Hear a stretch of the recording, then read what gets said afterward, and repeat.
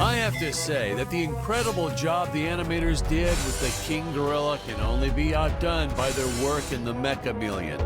I'll leave further comments for later in the film, but this was truly an epic creation.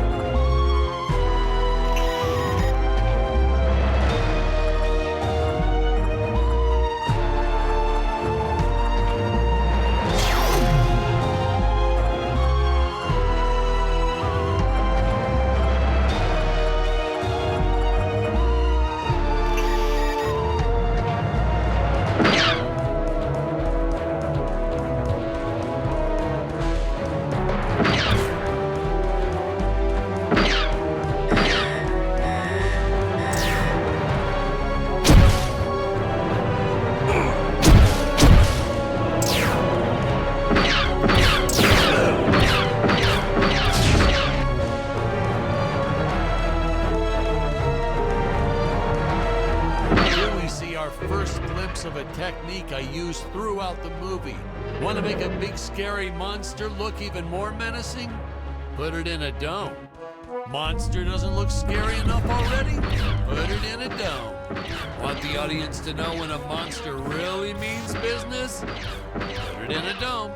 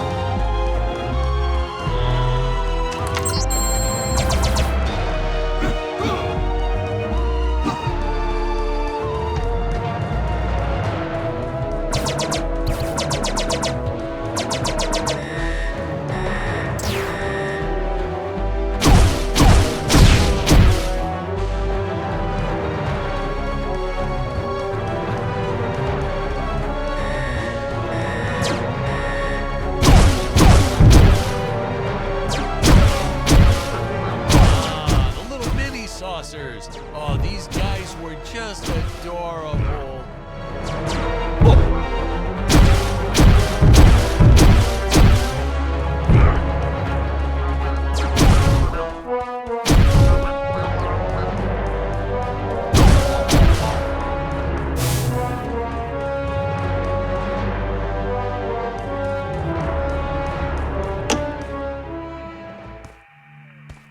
I was a huge fan of the old classic movie, The Flea from 1958. So I created this monster as sort of an homage, in respect to that film. I have the darndest time with that word homage. Man, oh man, that whip. We probably should have invested in some training courses so the actors knew how to properly handle it, but instead we just let them flail it around wildly. You know that saying, it's all fun and games until someone loses an eye? That's true. And that's the story of why the Emperor wears that metal monocle. Greg was a real trooper about it, though. Didn't even seem fazed that he'd have to wear an eye patch for the rest of his life. I think he went on to do some pirate-themed promotions at his used car lot once we wrapped up production.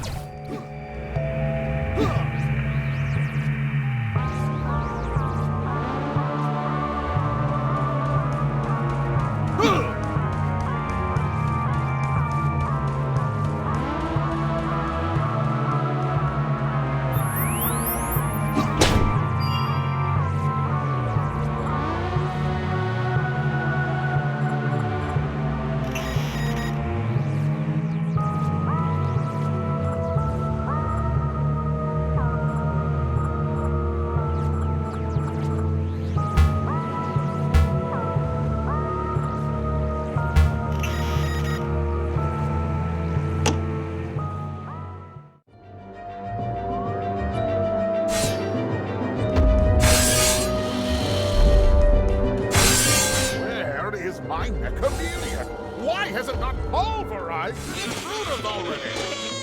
Got him. I was installing photon lasers. Besides, I hadn't finished.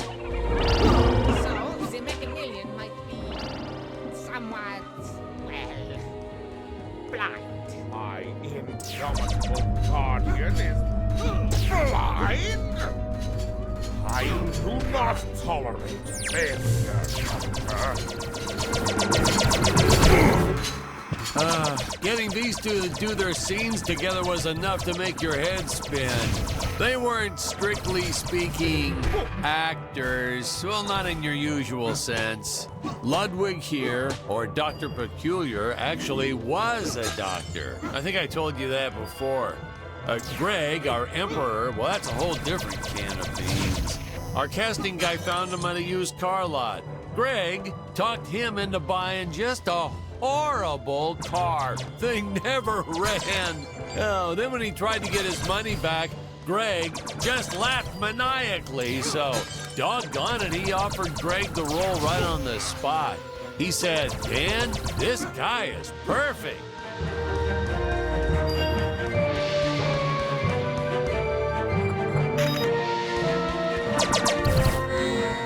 We were running out of extras and clay sculptures, but we needed more monsters. Oh, please, more monsters. So we had this brilliant idea. If you stick a puppy inside an old vacuum cleaner, wham, instant monster. Throw in a string of Christmas lights and it's camera ready in 5 minutes. And that had to be some kind of world record or something. Fun fact, boys and girls, cinematographers don't like it when you use their dog without asking permission first. But hey, to that I say, what goes around comes around. Little Buster here ruined so many shots barking all day long. You don't want me to grab your dog and cover him in Christmas lights? Well, don't bring him to work.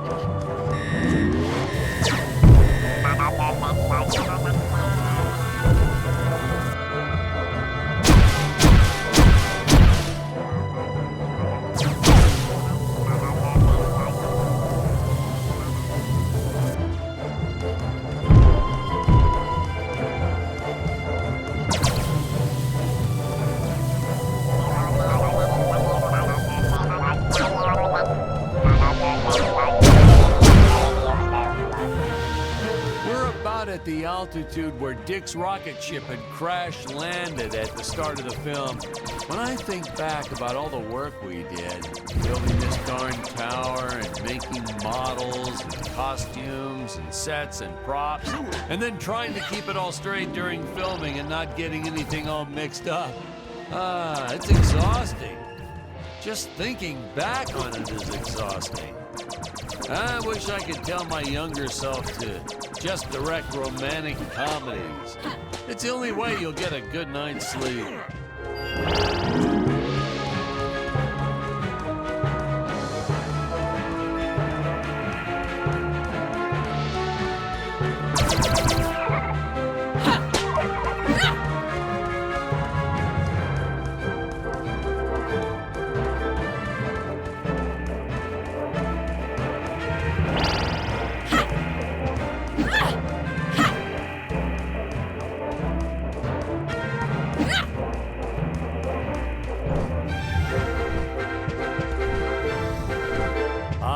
Yes, the rotating contraption things. We actually used Ferris wheel parts from an old amusement park. I think it was called Disneyland. Disneyland? Isn't that kind of close to... Yeah, and the courts agreed with you. They shut them down before they opened the gates. Well, it's their own fault, I guess. Well, naturally, my production team swooped right in and bought up everything they could get their hands on. So I guess there was a silver lining to their legal battles. One man's lemon is another man's lemonade. Or however that saying goes.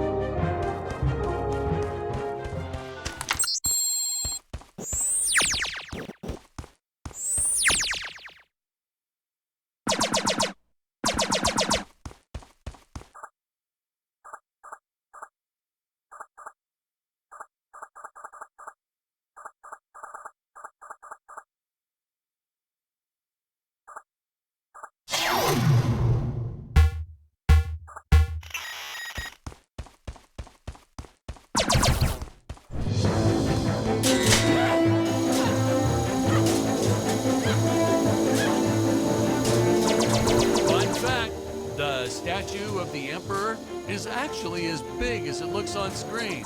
Yeah, we were going to use a small model and green screen it, but then Greg offered to fund building a life-size version. He was planning on setting it up front and center of his used car lot. Apparently, he ran into some issues with zoning laws. Yeah, I told him he should just play dumb and put the thing up anyway, but he wouldn't listen. I guess that's why he's still running that same lot, whereas I've been barred from filming in 12 different states.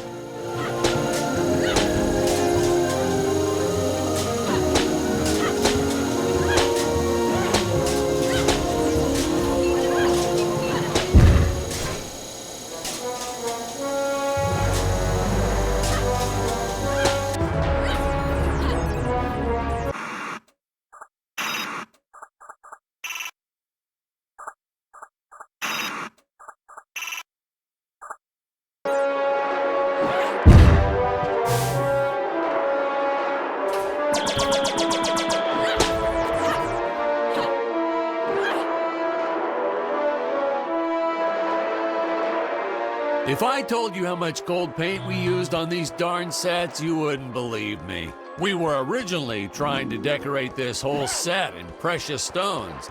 I wanted that sparkling effect, but then my props guy shook his head. I've learned that when he shakes his head, it's best to go with Plan B. Unfortunately, Plan B meant a cement mixer filled with gold paint. It was so much hard work, even I had to finally roll up my sleeves, dive in, and call some interns from the community college. Man, there's nothing college kids won't do for free pizza.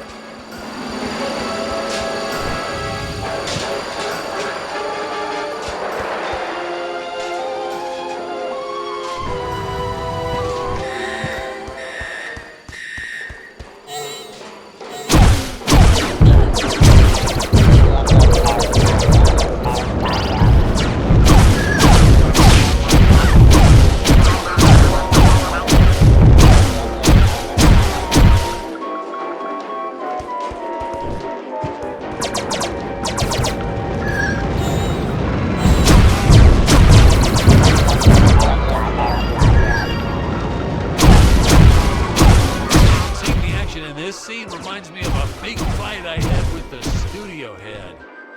Word to the wise, when the guy funding your movie offers you a suggestion, stupidest idea ever is a phrase you shouldn't shy away.